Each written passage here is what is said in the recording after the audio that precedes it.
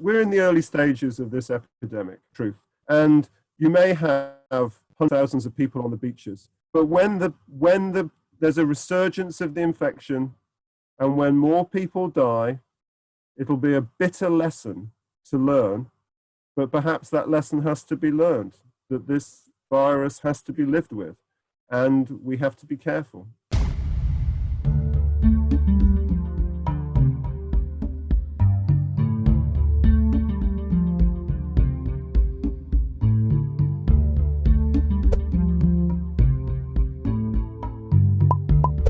Canal Brasil, uma realização da Fé Comércio São Paulo, conversa nesta edição com Richard Horton. Horton é editor-chefe da revista acadêmica The Lancet, uma das publicações de maior prestígio no mundo, que tem foco em ciência médica e que se tornou uma das ainda mais relevantes no mundo por conta da pandemia de Covid-19. É nela que têm sido publicados alguns dos estudos mais impactantes sobre o novo coronavírus. Horton também é autor do livro The COVID-19 Catastrophe, a catástrofe da Covid-19, que foi publicado em junho e que tem como subtítulo O que deu errado e como podemos evitar que aconteça novamente. O livro analisa a história da pandemia que já deixou centenas de milhares de mortes em todo o planeta, analisando o processo de propagação do novo vírus e as respostas políticas ao redor do mundo. É exatamente sobre isso que vamos conversar nesta edição do Brasil. E aproveito para convidar a todos a seguir o canal nas redes sociais. Hello, Richard. Welcome to the Brasil channel. Thank you. It's a pleasure to be with you. Great. So as I mentioned to you earlier, I've read the book and I think it's really interesting. And the thing that I find that's more interesting about that is the world is living through a pandemic of the new virus that has already killed hundreds of thousands of people. And we tend to focus a lot on health and on sanitation and this side of the global emergency. But your publication is dedicated, in your publication, The Lancet is dedicated to medical science. Still, in the book, you argue that the COVID-19 is not a crisis about health. It is something much worse. What is this catastrophe about then? I think that this pandemic is a moral provocation to each of us, to every country, and to the world. And it's a moral provocation because it's been a mirror that has been held up in front of us. And we have been able to see ourselves very clearly for the first time in a very long time. And what this virus has shown us is that it has accentuated and exploited the inequalities in society that have left people vulnerable to COVID-19.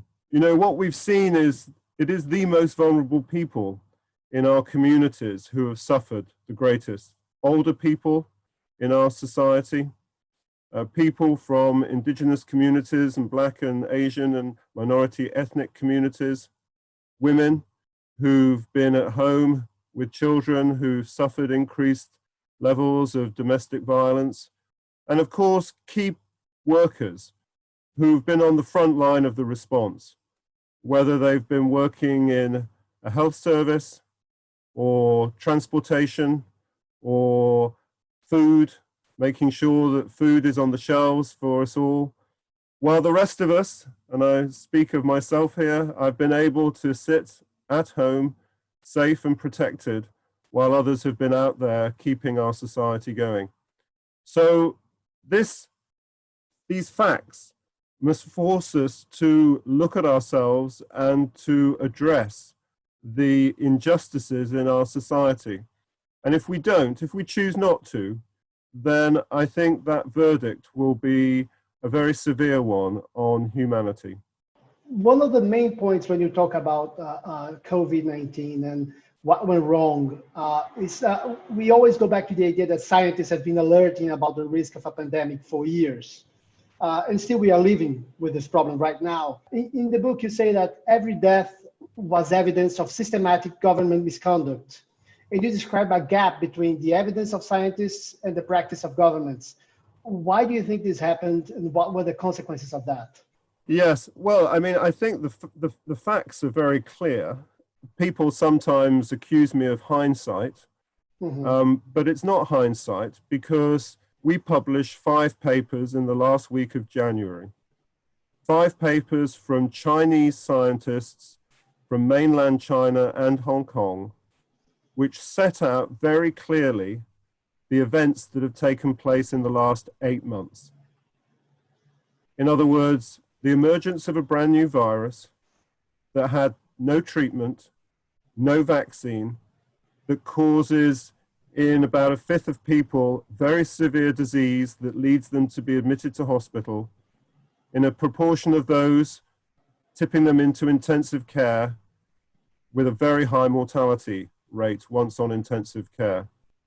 Those facts, combined with the warnings in those 5 papers about the importance of getting ready, personal protective equipment, testing regimes so you can trace and isolate and quarantine people who get the virus, making sure that you implement rapidly lockdowns to cut the lines of virus transmission so that you can get zero COVID in your communities. All of these ideas were set out in those papers, including a warning about the risk of a global pandemic.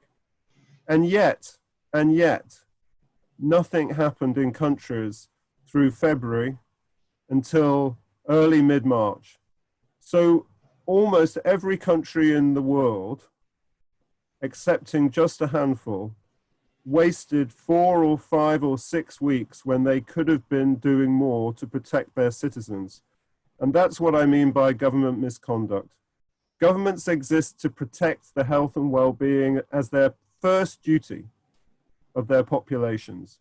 And so many governments failed to do so. And that wasn't just a political failure. That was also a technical failure, because scientists in other countries had the opportunity to read those papers, to listen to the warnings that came from China, and they failed to signal those warnings to their governments. Getting the line from the subtitle of your book, then, why did it happen? Why do you think people lost all this time, 4 to 6 weeks, to do anything? Why didn't people believe in the first signs that you raised in the Lancet and worry about that from January then? I think there are several reasons. First, certainly in Western countries, the great fear wasn't a SARS-like virus, it was influenza. And since we get waves of influenza every year, and our health systems can absorb those waves without any difficulty, I think that there was a preconception that this was just going to be, if there was going to be an epidemic, it would be just like influenza. Although that's not a defense, because again, we knew in January that this was not influenza. We knew that this was a SARS-like virus, and we know what SARS is like because of the epidemic that happened in the early 2000s. I think second, there is a tendency for people to think it's not going to happen to us. This is something that's happening far away and across the other side of the world, and we're going to be safe. And I think that's a common human reaction. But again, if those papers had been studied carefully, people should have realized that this was something very severe. And then finally, and this I think is informing some of the political debates at the moment, I think there was a belief of mistrust about China. I don't think that many people believed what was coming out of China. I don't think people believed the warnings. They didn't believe that this epidemic was as severe as it was. They didn't trust Chinese medicine or Chinese scientists or the Chinese government. And of course you see this, it's a kind of racism. And you're seeing this played out now in the United States of America with President Trump continuing to call this the China virus, as if somehow it's China's fault. And I want to make it very plain that I think we actually owe a debt of gratitude to Chinese doctors and Chinese scientists for the way they handled the outbreak in its early stages. We have a lot to be grateful to them for. I was going to ask you specifically about China. Let me do that then. what kind of role do you think you just complimented their scientists, but there are some questions about the way the government there acted as well. And I was wondering, do you think the pandemic will have any different face in the world today if it had appeared elsewhere? I think that I think we were fortunate that the outbreak took place in China, because the experience of China in 2002-03, when SARS hit it first, was a very bad one. Because in 2002-03, China did try to suppress the evidence. They did lie to the international community. And it required the Director General of WHO at the time to put enormous pressure on China, in fact, to humiliate China internationally by saying that they were not telling the truth. And I think that the Chinese government and Chinese leaders remembered that story and didn't want to be shamed and humiliated again. So in fact, although many allegations have been made about the way China responded, I think if you look carefully at the evidence, certainly I'm sure that there might have been a few days here or there where time could have been saved. But the very first patient that we know of who was admitted to hospital in Wuhan, that was on December the 1st. And if you just put yourself in the shoes of the doctors in early December, they see patients coming into hospital with a disease that they've never seen before. You're uncertain about what it is. The patients have a severe illness. Then they start coming in quite high frequency by the middle of December.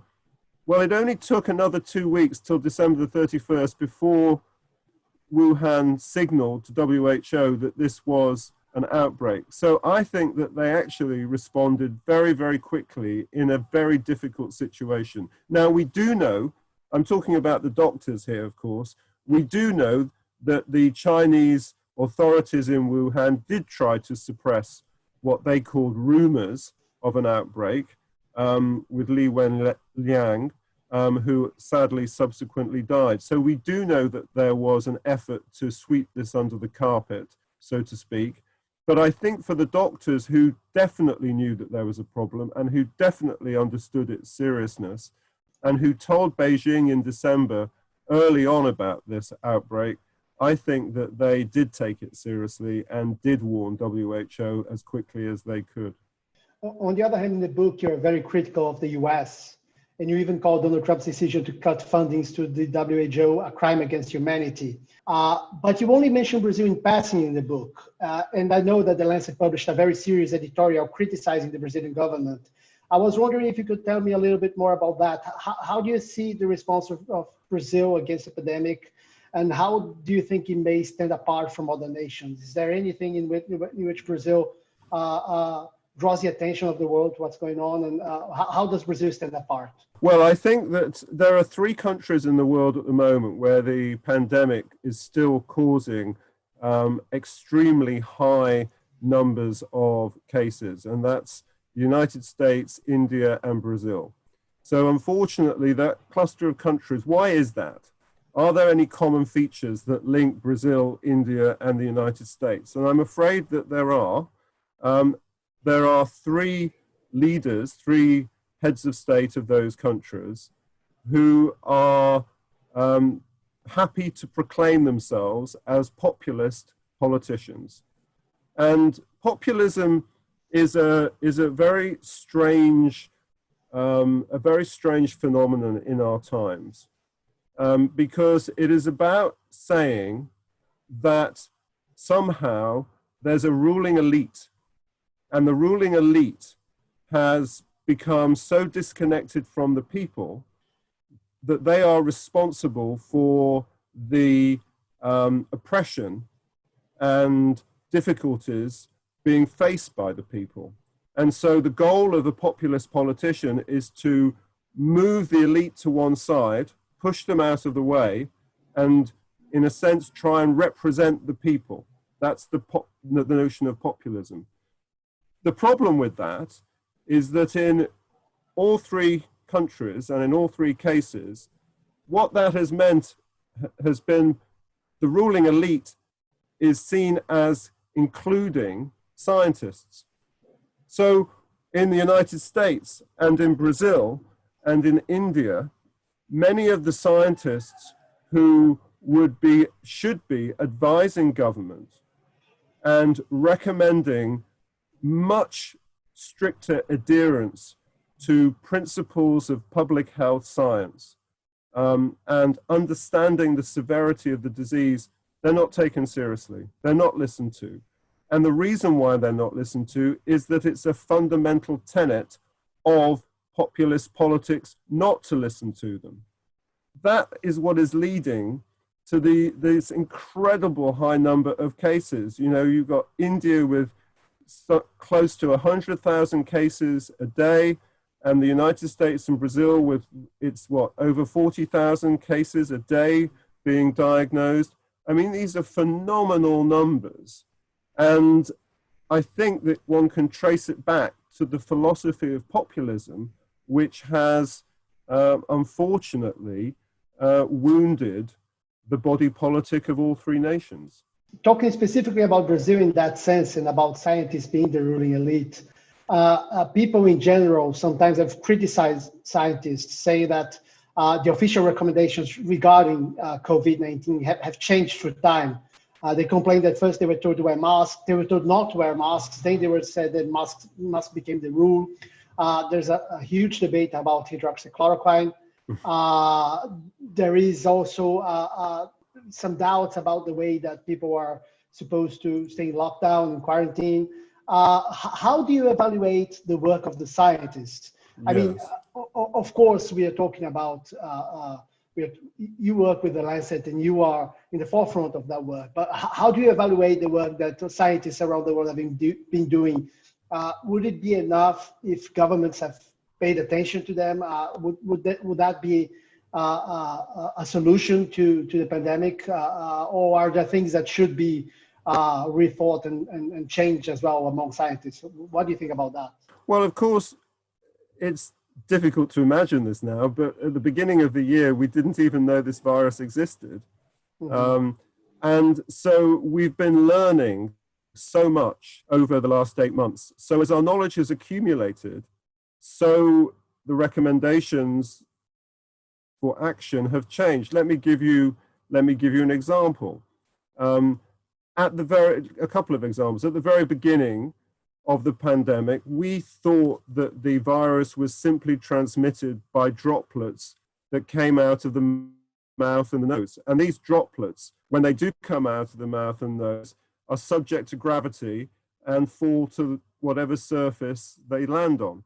We didn't know that there are micro droplets, tiny, tiny droplets that don't fall to the ground, but they hang in the air. And so mask wearing is important because this aerosol spread of the virus means that it can literally be in the air around you if you are in an enclosed space. We didn't understand that before. And so the science underpinning the recommendation to wear masks really only started to come through in May and June. Another example, at the beginning of the pandemic, we didn't understand the importance of what we call asymptomatic spread. We didn't understand that actually probably a very high proportion of people, especially young people, don't have any symptoms at all. They don't know that they've got the virus. And so they weren't being tested. We were only testing people with symptoms.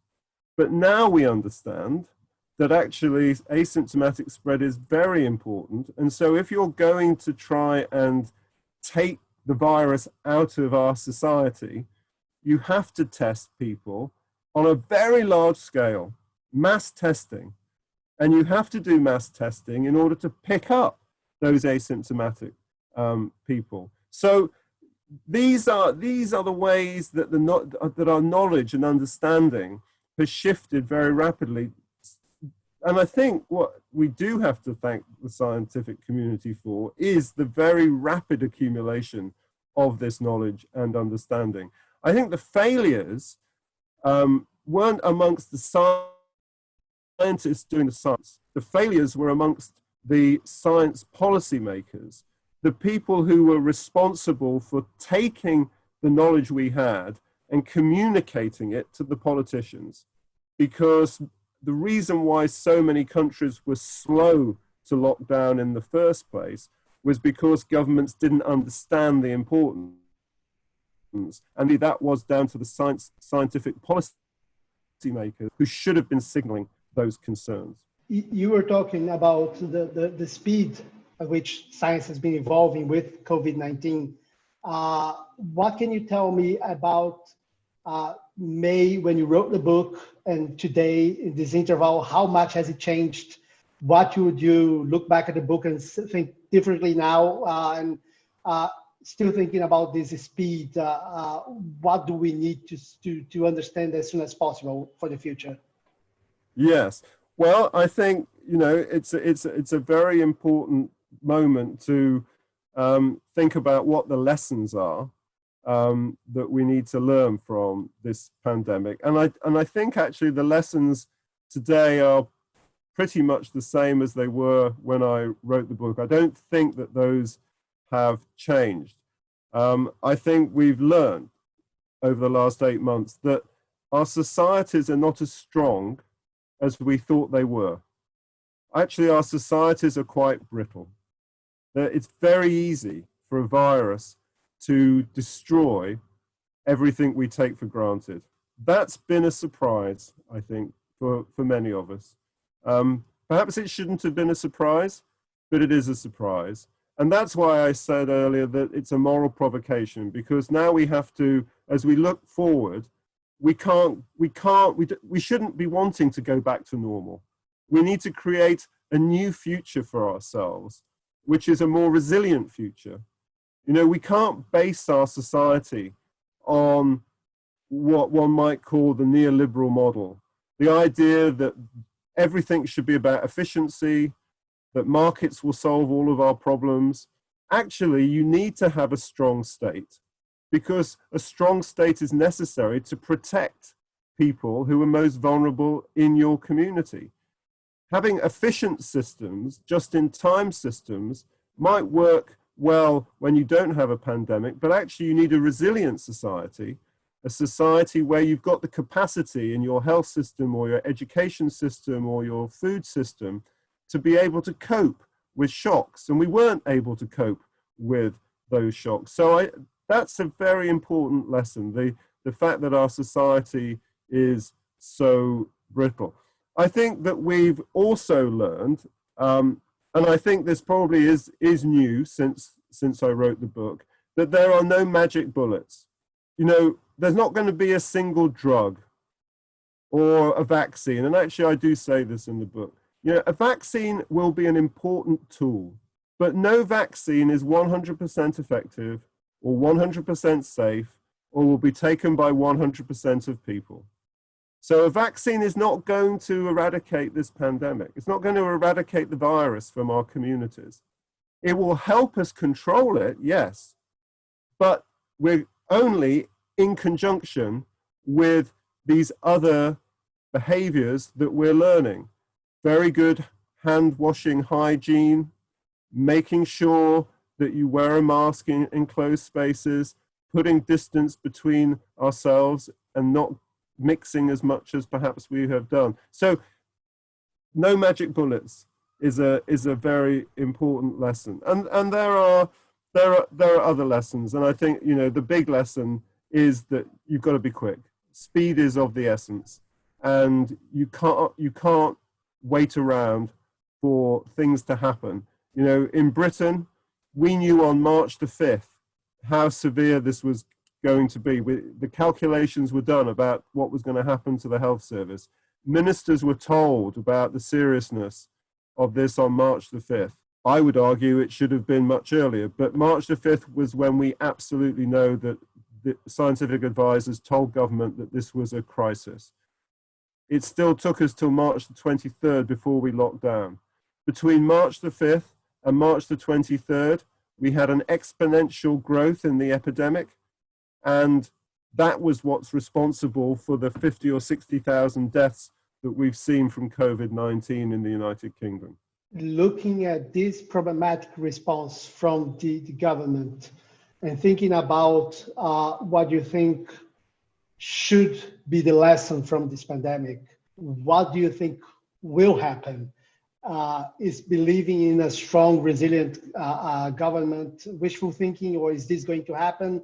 What do you think is going to be the world, the post-COVID world, if you can think about that? Even if we are not considering it resolved or done, we're not getting rid of the virus, but how will it change society? Well, you know, I think that's going to be down to you and me, every one of us in society.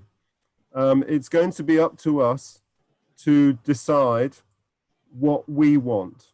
Are we willing, for example, to pay more tax so that our society can protect those who are more vulnerable? Are we willing to build resilience instead of efficiency? Are we willing to invest in our health and education systems more than we have done? These are questions that we as citizens must ask of our governments. And we need to, I would argue, choose governments, choose politicians who are going to learn those lessons. And what I would ask of our politicians is that they need to develop that vision, a strategy for their society. And I think at the moment what we're seeing is that politicians have no vision for their society. They're struggling to deal with the crisis on a day-by-day basis. But what they must do now is to lift their heads and look ahead and offer that vision for a national revival of every country. Now, do you ask me, do I think that's going to happen? I'm always an optimist, and I think that as the weeks and months go on, the publics in our country are going to understand that this isn't a sustainable situation, that we do have to write a different future for ourselves. And in your country, Brazil, many families, too many families, will have suffered the loss of a loved one. What does the political class of Brazil owe to those families, those communities who've been so affected? This is, I think, you know, there are questions for us as citizens and questions for the political class to answer. And it's an opportunity for us to write that different future. What do you think scientists can do to communicate that to the public? Because we are talking about the importance of the people in doing that. But this weekend we had a holiday here in Brazil and the beaches were crowded. In London, people are going to pubs, people are going to parties, and all around the world, people have almost changed the way they behave, thinking, especially young people, thinking that they can go back to normal. So we have a pandemic, it's still not solved, we still don't have a vaccine, and people are not taking precautions. And I know WHO has talked about the infodemic, the problem of talking to people, and you mentioned that scientists are seen as part of the ruling elites.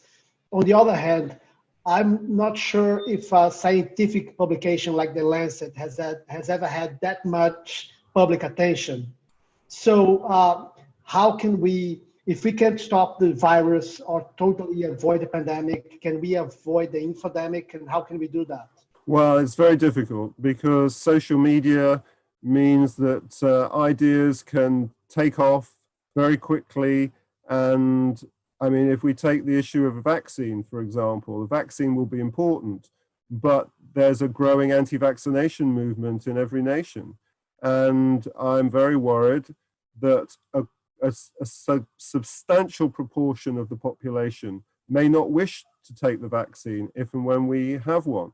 And that would be a disaster if that happened. So we have to build trust in the science, in the advice that's coming from the government, whatever the government is. And that's why I think in a country like Brazil, when you have a leader who's so clearly not following the science and doesn't seem to support the science and doesn't have a government who seems to support the science, then that's troubling, because you could well be in a position where the public isn't trusting what governments are suggesting or what scientists or doctors are recommending, and then the outbreak is going to continue with the loss of many more lives, and that would be an unnecessary tragedy.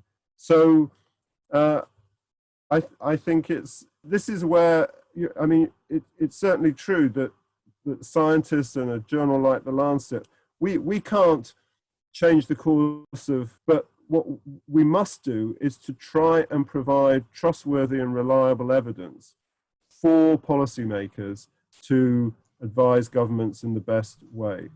And I think, you know, we're in the early stages of this epidemic, truth. And you may have thousands of people on the beaches, but when there's a resurgence of the infection, and when more people die, it'll be a bitter lesson to learn, but perhaps that lesson has to be learned, that this virus has to be lived with, and we have to be careful.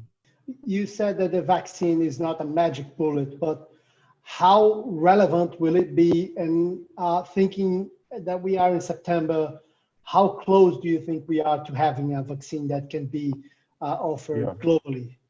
Yeah, well, right now there are 9 vaccines that are in late stage clinical trials. And if you look at those 9 vaccines, they have 3 or 4 different approaches within them. And so I am optimistic that by the end of the year, we will have evidence that a vaccine does work, is effective, and is reasonably safe. In next year, in 2021, I think that then we will ramp up the manufacture of that vaccine, and it will be possible to start to distribute the vaccine. Now, this is now a really, really important question, because you're not going to have enough vaccine to give to every single human being on the planet. So we're going to have to make choices about who gets the vaccine. And this takes us back to the beginning of our conversation, because the people who should get the vaccine first are the people who are most vulnerable. So the older people in our society, the people on the front lines who don't have the luxury of staying at home and working from home, people in Black, Asian, minority ethnic communities, for example. So these are the groups who need to get the vaccine first. But right now, of course, what we're seeing is that many countries are trying to buy vaccine early. This is what's called vaccine nationalism, whereby they buy the vaccine and so they can give it to their citizens. And that again is a very unfortunate situation. You know, this is a global pandemic and we need a global response. And what we're actually seeing is rivalry and competition between countries instead of cooperation and collaboration. You know, again, it's very disappointing that the world has not been able to come together. Countries have not been able to show solidarity one with another. Instead, there's almost a new Cold War that's broken out between countries as they are either blaming one another or fighting one another for a vaccine or a treatment. Yeah, it's dangerous. I'm going to repeat the term magic bullet one more time, because even though the vaccine is not one, and even though you mentioned that some governments are not really believing in science, here in Brazil, we have a president that still defends the use of hydroxychloroquine. Yeah. I know that the Lancet was involved in a very problematic situation where you published an article that was problematic, and then you had to retract it.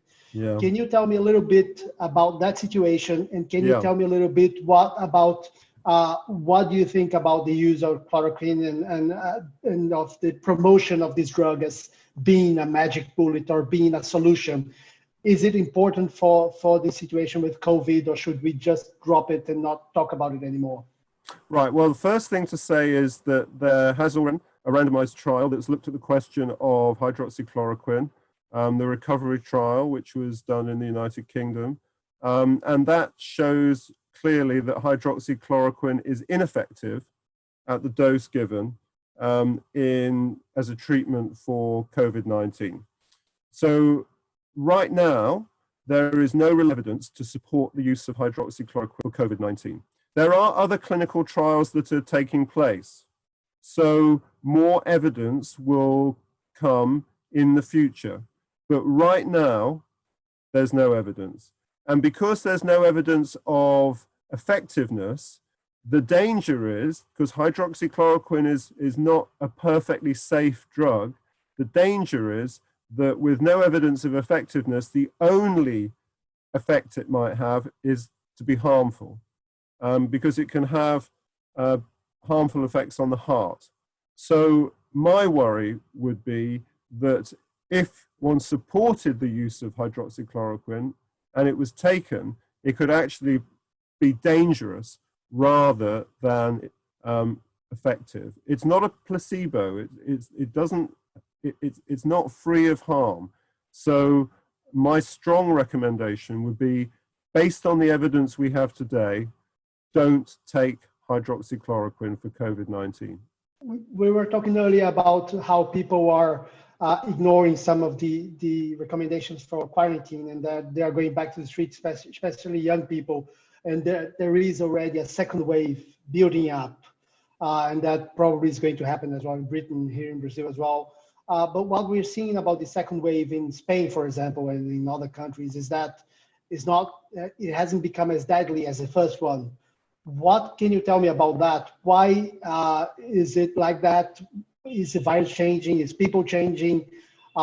Is it good news that less people are dying, or is it dangerous as well? Well, first of all, the virus is changing. We do have evidence that in certain parts of the world, the virus has changed. And in some places it's become associated with a less severe illness, for example. We published work recently from Singapore that there was a mutant of the virus caused less clinically severe disease. But that's not what's really accounting for the changes we're seeing in countries today.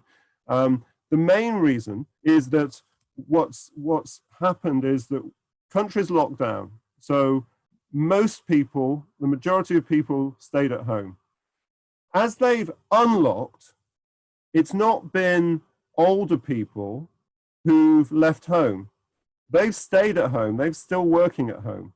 The people who are leaving home now are the children, or the young people who are going back to college or university, or they're going out because they've been stuck at home for so many months. So the demographic group that is exposed to infection and is mixing and isn't wearing masks as much as they should do, and practicing those safer behaviors, are younger people. And so the testing that's now being done is showing that these increases in infection are taking place in younger people, not in older people. And as a result of which, we know that the mortality in younger people is much, much, much less than it is in people, say, over the age of 60. And the result being that we're not seeing our intensive care units filling up as we did just a few months ago. So the nature of the epidemic is changing. But we shouldn't be happy about that, because young people will, if they get the virus and they don't know they're carrying it, if they are going back to a family where there are parents and grandparents, or they're mixing with older people at any time, then they could easily pass that virus on.